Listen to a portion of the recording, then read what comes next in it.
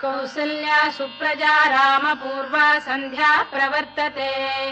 उत्तिष्ठ नरशार्दूल कर्तव्यम् दैवमाह्निकम् कौसल्या सुप्रजा रामपूर्वा सन्ध्या प्रवर्तते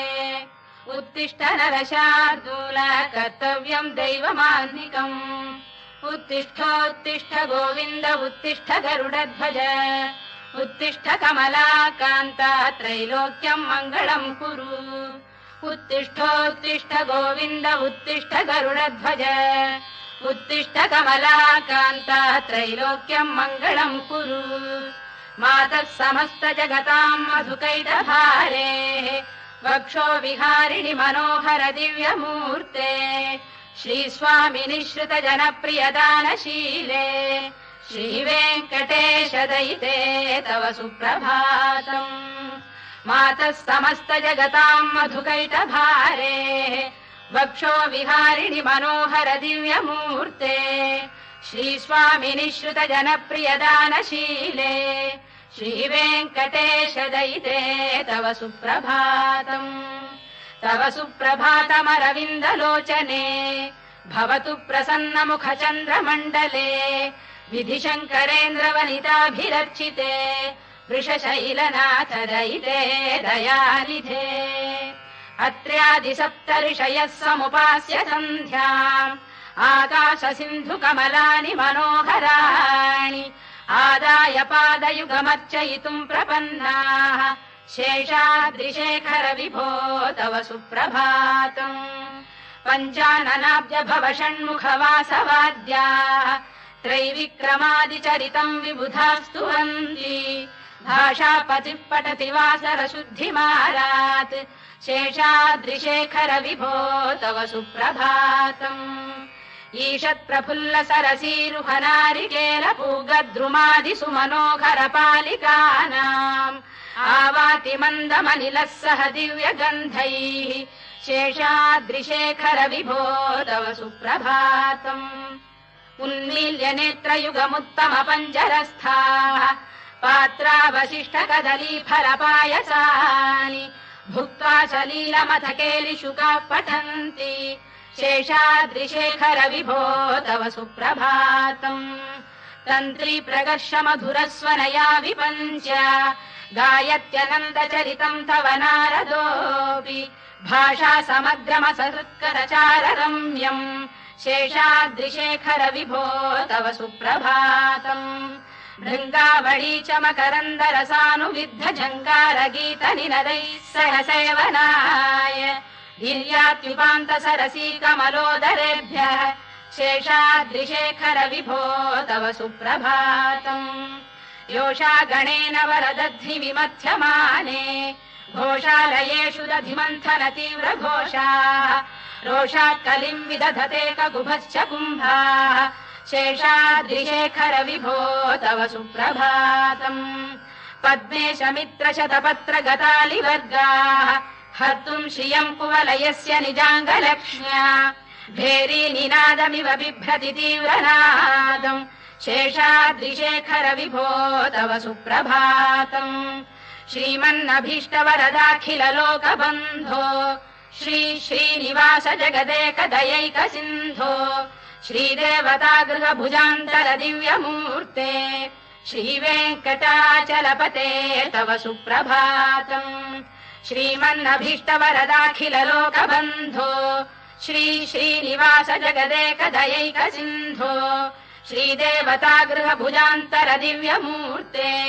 श्रीवेङ्कटाचलपते तव सुप्रभातम् श्रीस्वामि पुष्करिणिका प्लव निर्मलाङ्गाः श्रेयोर्थिनो हर विरिञ्च सनन्दनाद्याः द्वारे वसन्ति वरवेत्र हतोत्तमाङ्गाः श्रीवेङ्कटाचलपते तव सुप्रभातम् श्रीशेषशैल गरुडाचल वेङ्कटाद्रिनारायणाद्रिवृषभाद्रिविषाद्रिमुख्याम् आख्याम् त्वदीय वसतेरनिशम् वदन्ति श्रीवेङ्कटाचलपते तव सुप्रभातम् सेवा परा शिव सुरेश कृशानुधर्म रक्षोऽम्बुनाथ पवमान धनाधिनाथाः बद्धाञ्जलि प्रविलसन्निज शीर्षदेशाः श्रीवेङ्कटाचलपते तव सुप्रभातम् घाटीषु देवि खगराज मृगाधिराज नागाधिराज गजराज हयाधिराजाः स्वस्वाधिकारमहिमाधिकमर्थयन्ते श्रीवेङ्कटाचलपते तव सुप्रभातम् सूर्येन्दुभौम बुधवाक्पदिकाव्यसौरिस्वर्भानुकेतुदिविषत्परिषत्प्रधानाः त्वद्दासदासचरमावधिदासदासाः श्रीवेङ्कटाचलपते तव सुप्रभातम् त्वत्पादधूलिभरितस्फुलितोत्तमाङ्गाः स्वर्गापवर्गनिरपेक्ष निजान्तरङ्गाः कल्पागमाकलनयाकुलताम् लभन्ते श्रीवेङ्कटाचलपते तव सुप्रभातम् त्वद्गोपुराग्रशिखराणि निरीक्षमाणाः स्वर्गापवर्गपदवीम् परमाम् श्रयन्तः मर्त्या मनुष्य भुवने मतिमाश्रयन्ते श्रीवेङ्कटाचलपते तव सुप्रभातम् श्रीभूविनायक दयादिगुणामृताब्धे देवादिदेव जगदेक शरण्यमूर्ते श्रीमन्ननन्त गरुडाधिभिरर्चिताघ्रे श्रीवेङ्कटाचलपते तव सुप्रभातम् श्रीपद्मनाभ पुरुषोत्तम वासुदेव वैकुण्ठ माधव जनार्दन चक्रपाणे श्रीवत्स चिह्न शरणागत पारिजात श्रीवेङ्कटाचलपते तव सुप्रभातम् कन्दर्पदर्पहर सुन्दर दिव्यमूर्ते कान्ताकुजाम्बुरुह कुड्मललोल दृष्टे कल्याण निर्मल गुणाकर दिव्य कीर्ते श्रीवेङ्कटाचलपते तव सुप्रभातम् मीनाकृते कमठकोल नृसिंहवर्णिन्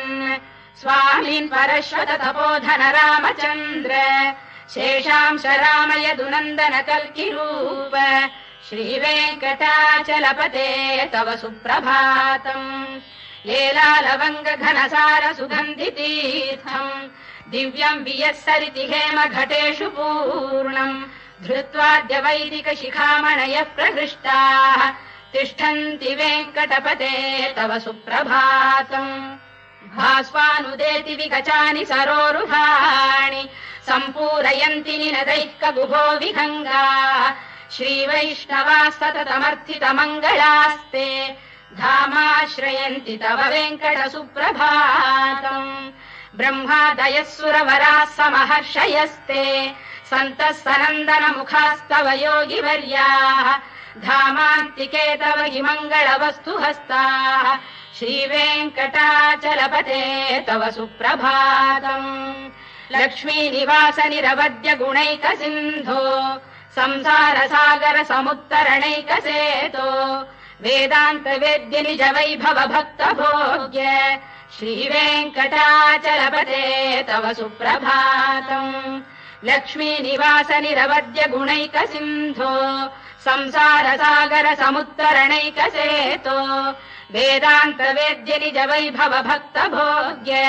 श्रीवेङ्कटाचलपते तव सुप्रभातम् इत्थम् वृषाचलपतेरिह सुप्रभातम् ये मानवाः प्रतिदिनम् पठितुम् प्रवृत्ताः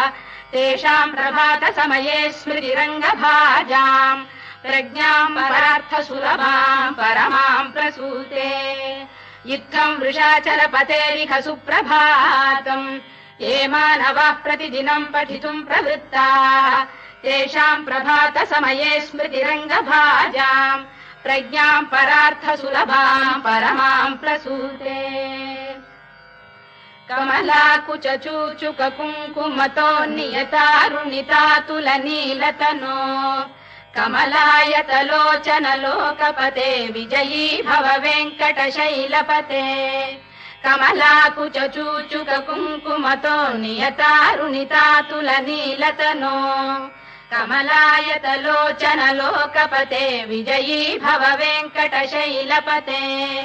चतुर्मुख षण्मुख पञ्चमुख प्रमुखाखिल दैवत मौलिमणे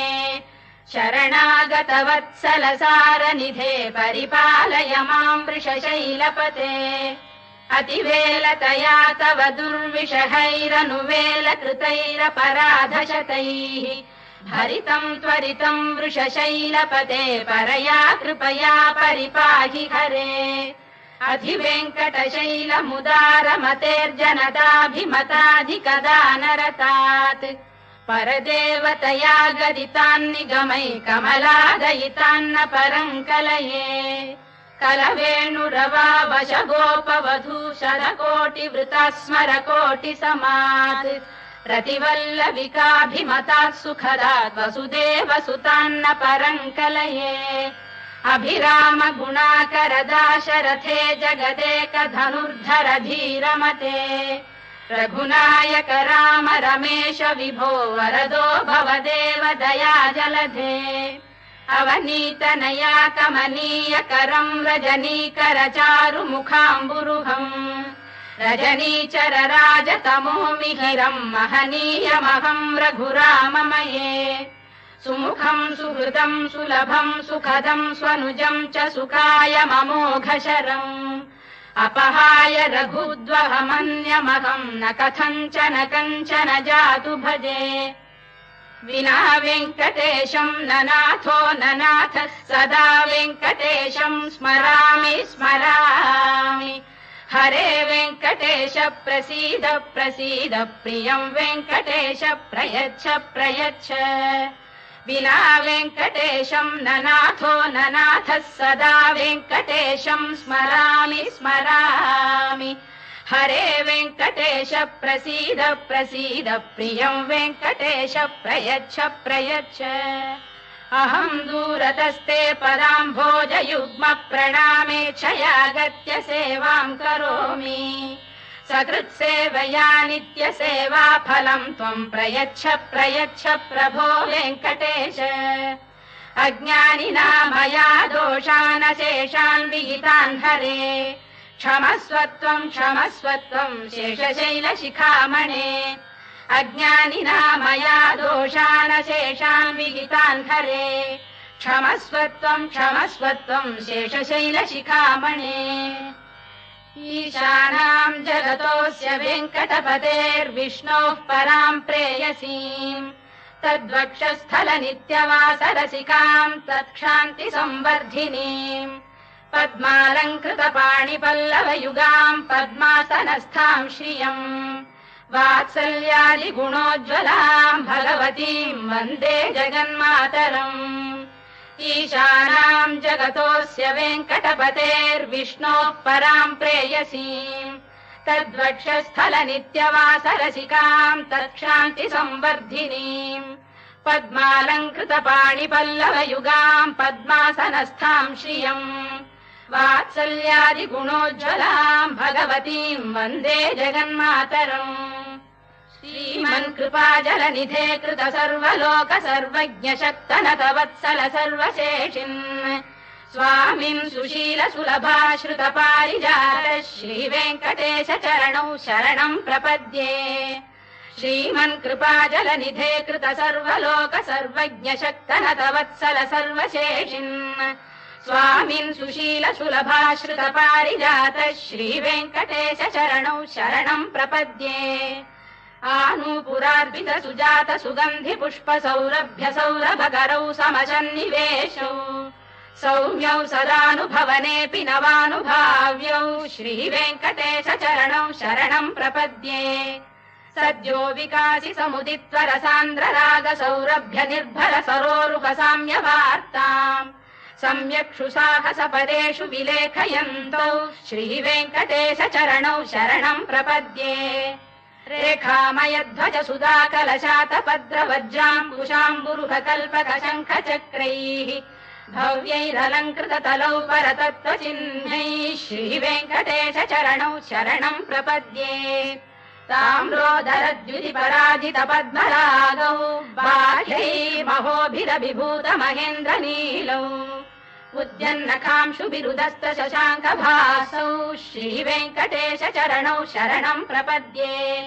सप्रेम भीति कमलाकर पल्लवाभ्याम् संवाहनेऽपि सवधिक्रममादधानौ कान्थाववाङ्मनसगोचरसौ कुमार्यौ श्रीवेङ्कटेश चरणौ शरणं प्रपद्ये लक्ष्मीमही तदनुरूप निजानुभाव नीलादिदिव्यमहिषीकर पल्लवानाम् आरुण्य संक्रमण तक्किल सान्द्ररागौ श्रीवेङ्कटेश चरणौ शरणं प्रपद्ये नित्यानमद्भि शिवादि किरीटकोटि प्रत्युक्तदीप्त नवरत्नमः प्ररोहैः नीराजना विधिमुदारमुपादधानौ श्रीवेङ्कटेश चरणौ शरणं प्रपद्ये विष्णौ पदे परम इत्युदित प्रशंसौ यौ मध्व उत्स इति भोग्यतयाप्युपातौ भूयस्ततेति तव पाणितल प्रतिष्ठौ श्रीवेङ्कटेश चरणौ शरणं प्रपद्ये पार्थाय तत्सदृश सारथिना त्वयैव यौ दर्शितौ स्वचरणौ शरणं व्रजेति भूयोऽपि मह्यमिहतौ करदर्शितौ ते श्रीवेङ्कटेश चरणौ शरणं प्रपद्ये मन्मूर्धिकालियपणे विकटाटवीषु श्रीवेङ्कटाद्रिशिखरे शिरसि श्रुतीनाम् चित्तेऽप्यनन्य मनसां सममाहितौ ते श्रीवेङ्कटेश चरणौ शरणं प्रपद्ये अम्लानघृष्यलवनीतलकीर्ण पुष्पौ श्रीवेङ्कटाद्रिशिखराभरणायमानौ आनन्दिताखिल मनोनयनौ तवैतौ श्रीवेङ्कटेश चरणौ शरणं प्रपद्ये प्राय प्रपन्न जनता प्रथमावगाह्यौ मातुस्तनाविव शिशोरमृतायमानौ प्राप्तौ परस्पर तुलामतुलान्तरौ ते श्रीवेङ्कटेश चरणौ शरणं प्रपद्ये सत्त्वोत्तरैः सतत सेव्य पदाम्बुजेन संसारतारकदयार्द्रदृगञ्चलेन सौम्योपयन्तृमुनिना मम दर्शितौ ते श्रीवेङ्कटेश चरणौ शरणं प्रपद्ये सत्त्वोत्तरैः सतत सेव्य पदाम्बुजेन संसारतारकदयार्द्रदृगञ्चलेन सौम्योपयन्तृमुनिना मम दर्शितौ ते श्रीवेङ्कटेश चरणौ शरणं प्रपद्ये श्रीशश्रिया घटिकया त्वदुपाय भावे प्राप्ये त्वयि स्वयमुपेय दया स्फुरन्त्या नित्याश्रिताय निरवद्य गुणाय तुभ्यम् स्याम् किङ्करो वृषगिरीश न जातु मह्यम् श्रीशश्रिया घटिकया त्वदुपाय भावे प्राप्ये त्वयि स्वयमुपेय दया स्फुरन्त्या नित्याश्रिताय निरवद्य गुणाय तुभ्यम् स्याम् किङ्करो वृषगिरीश न जातु मह्यम् श्रियकान्ताय कल्याण निधये निधयेऽर्थिनाम् श्रीवेङ्कटनिवासाय श्रीनिवासाय मङ्गलम् श्रियकान्ताय कल्याण निधये निधयेऽर्थिनाम् श्रीवेङ्कटनिवासाय श्रीनिवासाय मङ्गलम् लक्ष्मी सविभ्रमालोक सुभ्रू विभ्रम चक्षुषे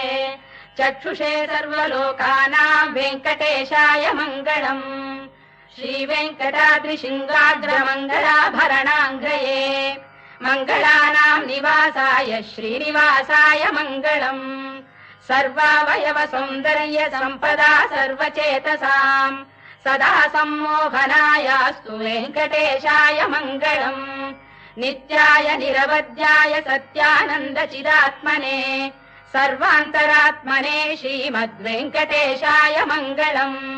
स्वतः सर्वविदे सर्वशक्तये सर्वशेषिणे सुलभाय सुशीलाय वेङ्कटेशाय मङ्गलम् परस्मै ब्रह्मणे पूर्णकामाय परमात्मने प्रयुञ्जे परतत्त्वाय वेङ्कटेशाय मङ्गलम् आकालतत्त्वमशान्तमात्मनामनुपश्यताम् अतृप्त्यमृतरूपाय वेङ्कटेशाय मङ्गलम् प्रायः स्वचरणौ पुंसाम् शरण्यत्वेन पाणिना कृपयाधिशते श्रीमद्वेङ्कटेशाय मङ्गलम् दयामृततरङ्गिण्यास्तरङ्गैरिव शीतलैः अभाङ्गैः सिञ्चते विश्वम् वेङ्कटेशाय मङ्गलम् श्रद्भूषाम्बरहेतीनाम् सुषमावकमूर्तये सर्वार्तिशमनायास्तु वेङ्कटेशाय मङ्गलम् श्रीवैकुण्ठविरक्ताय स्वामि पुष्करिणीतटे रमया रममाणाय वेङ्कटेशाय मङ्गलम् श्रीवैकुण्ठविरक्ताय स्वामि पुष्करिणीतटे रमया रममाणाय वेङ्कटेशाय मङ्गलम् श्रीमत्सुन्दरजामातृमुनिमानसवासिने सर्वलोकनिवासाय श्रीनिवासाय मङ्गलम् मङ्गलाशासनपरैर्मदाचार्य पुरोगमैः सर्वैश्च पूर्वैराचार्यैः सत्कृतायास्तु मङ्गलम्।